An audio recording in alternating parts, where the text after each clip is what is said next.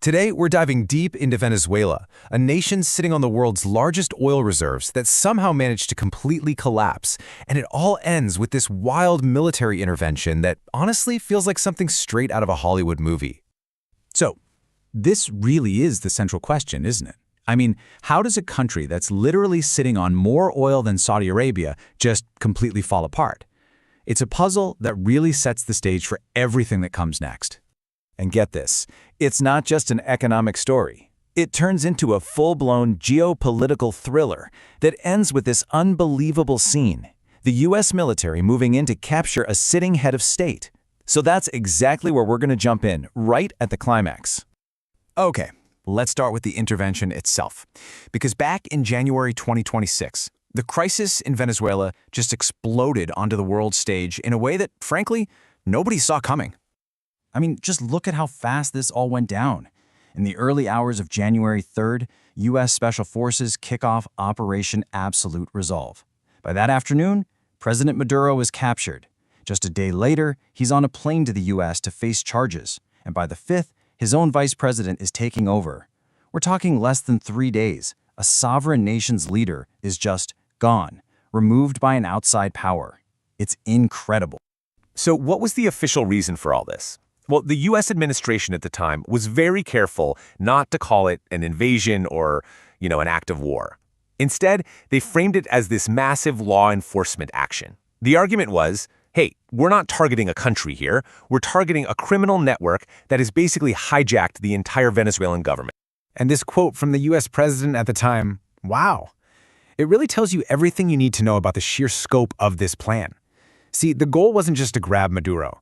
It was for the United States to literally run Venezuela, at least for a while. That is a massive declaration of intent. We're talking about directly overseeing the entire political transition of another country. But here's the thing. For an intervention like this to even be on the table, a country has to be brought to its absolute knees first.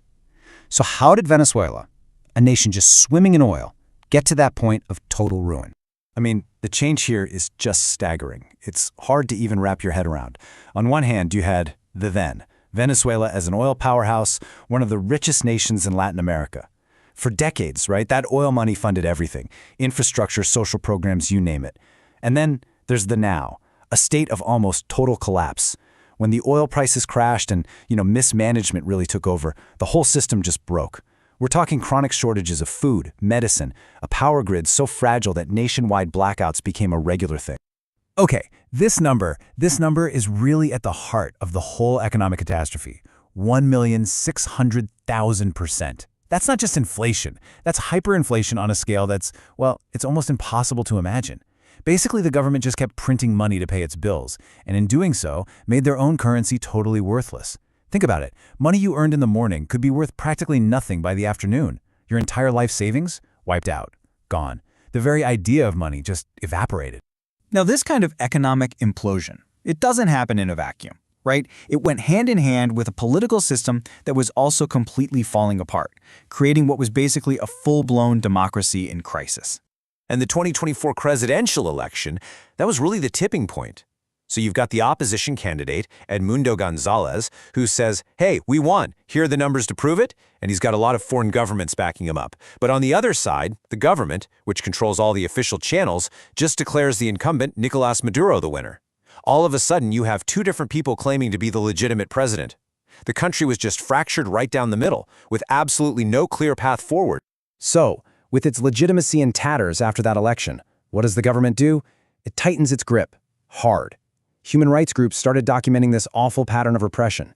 People being detained for no reason, political opponents being tortured, even extrajudicial killings. Suddenly, just speaking out against the government became something that could get you killed. So, what happens when a country's economy completely fails and its political system just collapses? Well, the result is what you'd expect: a human catastrophe on an absolutely epic scale.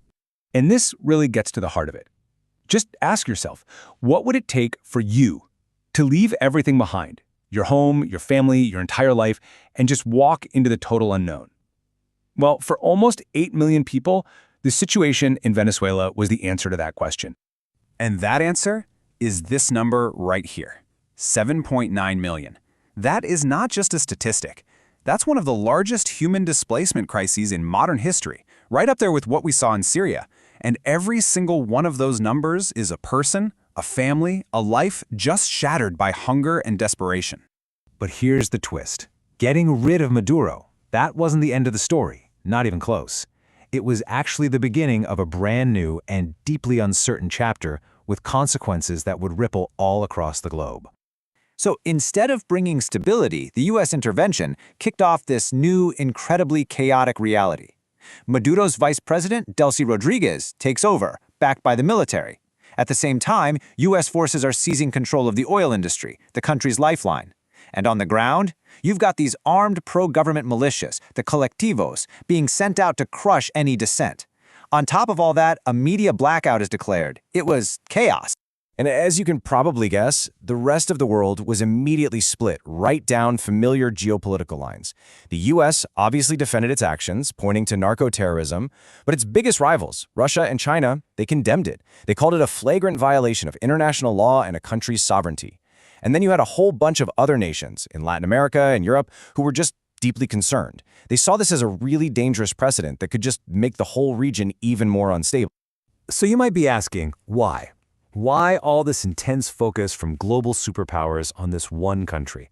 Well, it always comes back to this number, $303 billion.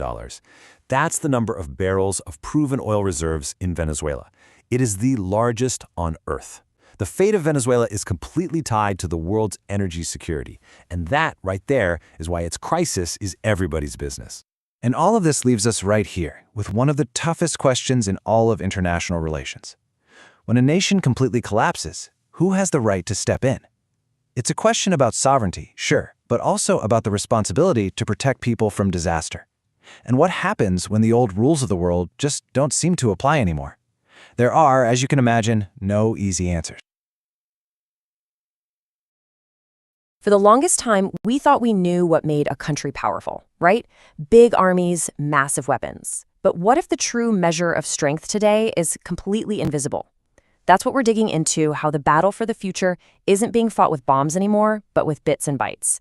This is all about silicon supremacy. Think back to the Cold War. The whole game was about one thing: nuclear stockpiles. That was the equation for power. Simple. But the microchip? Man, it has completely flipped that script. The race for computational supremacy is the new arms race, and it's happening right now, whether we see it or not. Okay, so to really get this, we've got to throw out the old definition of power. Seriously, the playbook that was written during the Cold War, it's pretty much useless now. Yeah, for decades, this was it. This was the ultimate symbol of power. A nation's influence was literally measured in megatons. It was kind of terrifyingly simple, wasn't it? The more warheads you had, the more power you held. Period. But today, the game is measured in petaflops. And you're probably thinking, what on earth is a petaflop? Well, it's a mind-boggling unit of processing speed. We're talking 1 quadrillion calculations every single second. To put that into perspective, it would take you, with a calculator, over 30 million years to do what a 1 petaflop computer does in just 1 second. And this isn't just about being fast. It's about the ability to think, to predict, and to act faster than anyone else. That's the new benchmark for dominance. So if this is a new kind of conflict, where exactly is the battlefield? Well, here's the thing. You can't find it on any map. It's invisible, it's digital, and it's all around us, all the time. Let's break down what computational power really means in this context.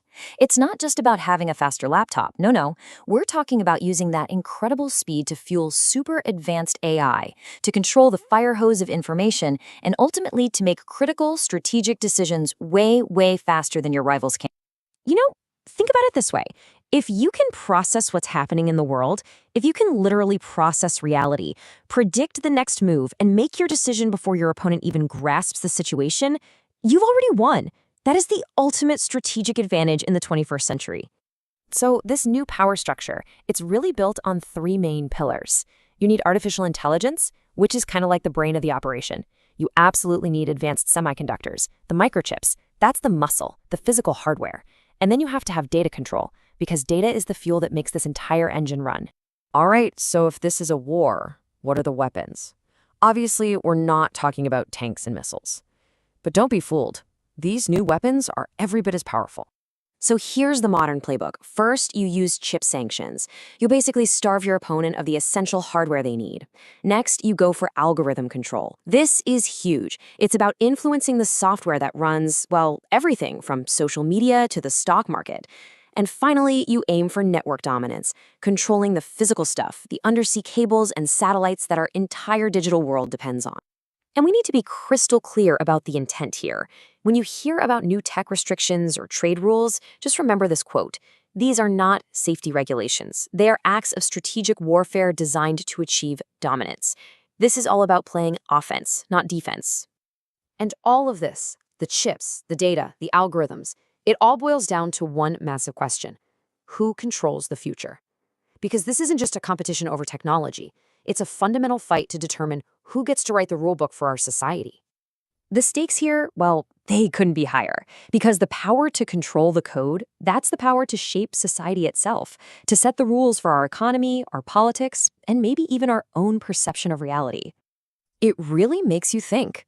In a world that is increasingly run by software, the people who write that code are in effect becoming our new lawmakers. So that leaves us with this huge, lingering question. If code is the new law, who are the new lawmakers? And who holds them accountable? That's the challenge we all face in the age of silicon supremacy.